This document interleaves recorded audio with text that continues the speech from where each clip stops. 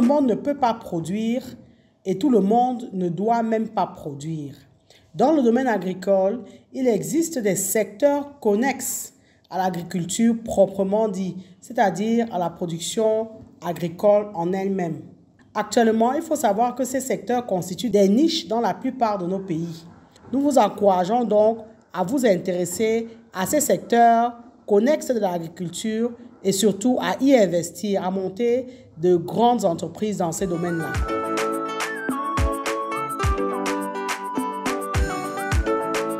Le premier des secteurs, c'est celui de la valorisation des déchets agricoles.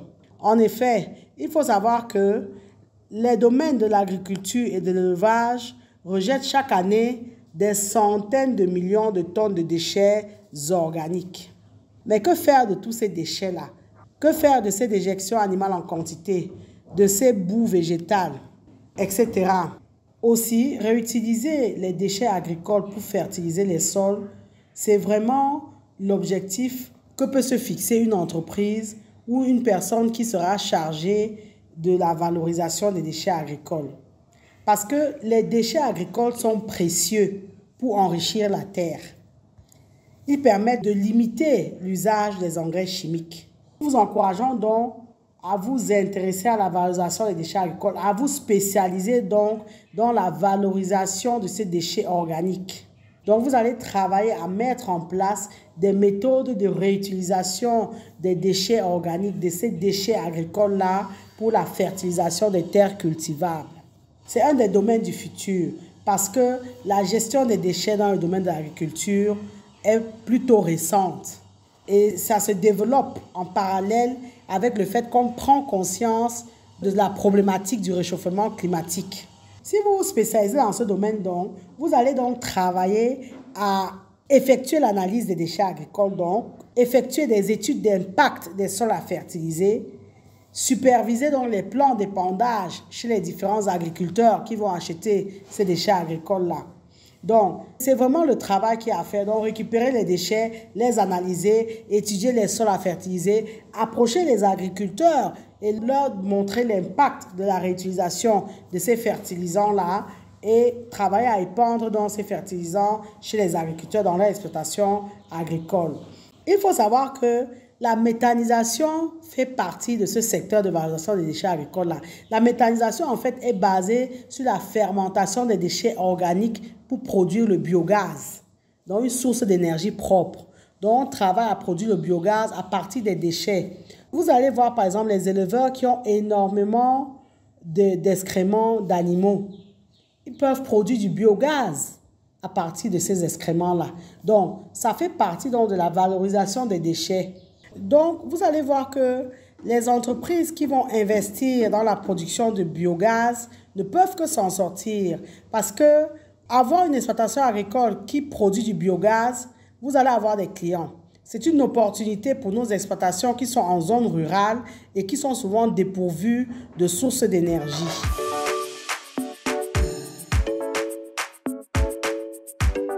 Ça, c'est un secteur également du futur. Il faut vraiment, pour ceux qui sont ingénieurs industriels, ils doivent se pencher sur ce secteur-là.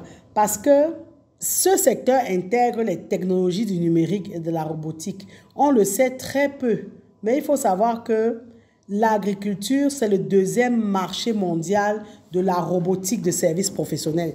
Les agriculteurs sont ceux qui utilisent vraiment les services de robotique parce qu'on utilise énormément d'équipements. Enfin, nous parlons de l'agriculture moderne. Vous savez que sur cette chaîne, nous travaillons à dire qu'il faut qu'on laisse la houe.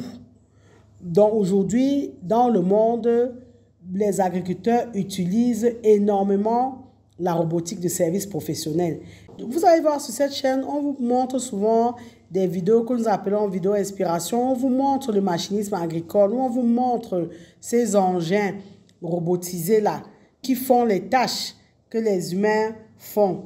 Toute la production agricole est de ce fait mécanisée ou peut de ce fait être mécanisée. On a les tracteurs agricoles, le matériel de récolte, le matériel de fertilisation, les engins pour travailler le sol, les engins pour irriguer et protéger les cultures, ceux qui vont vous appuyer dans le semis et la plantation, ceux de la manutention, ceux qui vous permettent de préparer et distribuer les aliments, etc., etc.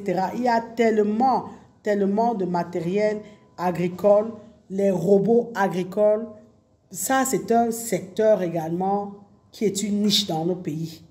Donc, de la préparation du terrain à la récolte, en passant par la pulvérisation des fertilisants et autres produits phytosanitaires, l'entretien des parcelles, le matériel lié à l'élevage, la liste est vraiment longue. Mais ça donne une idée de la diversité des machines utilisées dans le domaine agricole. Et vraiment, vous voyez que quelqu'un qui monte une entreprise dans ce domaine-là ne peut vraiment pas chômer. Le plus dur sera de trouver les ingénieurs, mais on en a tellement. L'Afrique forme tellement d'ingénieurs dans le monde. Le plus dur, c'est de trouver des bons ingénieurs locaux. Ça, ce sera difficile, mais c'est faisable. Donc, c'est une filière qui est vraiment au cœur des enjeux de l'agriculture aujourd'hui. Surtout de l'agriculture dans nos pays. Dans les pays plus avancés, ce secteur-là travaille sur l'agriculture de précision. L'agriculture de précision va permettre de diminuer l'utilisation des produits chimiques tout en apportant une solution aux problèmes de pénibilité de l'agriculteur. Donc, ils en sont là aujourd'hui. Mais nous, on peut prendre à la base, créer les simples tracteurs, créer les simples petits matériaux là pour planter, pour faire les semis, pour irriguer.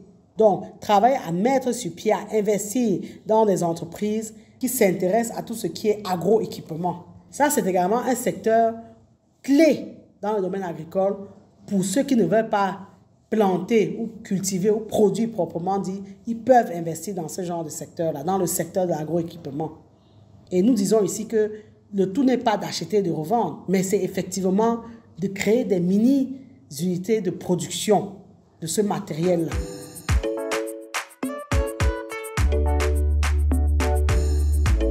Nous encourageons également les personnes qui le peuvent à s'intéresser au secteur de la fabrication d'engrais et de fertilisants. En effet, savoir nourrir le végétal est une expertise. C'est une spécialité dans laquelle des personnes peuvent investir. Se positionner effectivement et devenir une référence dans le secteur de la fabrication des engrais. Parce que les engrais contiennent les nutriments qui sont essentiels pour nourrir les plantes. L'industrie des engrais repose sur divers intrants, qu'ils soient chimiques ou biologiques. Se spécialiser dans la production des engrais, c'est travailler à mettre sur pied donc des solutions fertilisantes qui vont des engrais biologiques à différents autres engrais, et ceci sous différents formats, que ce soit liquide ou en granulé.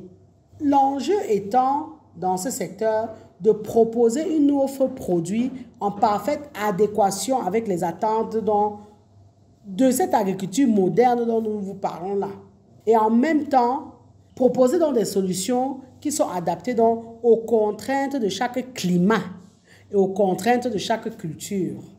C'est faisable. Aujourd'hui, ce que nous faisons dans la plupart de nos pays, c'est qu'on importe les engrais. Or, nous pouvons avoir des unités de production d'engrais et ne pas dépendre encore une fois de l'extérieur.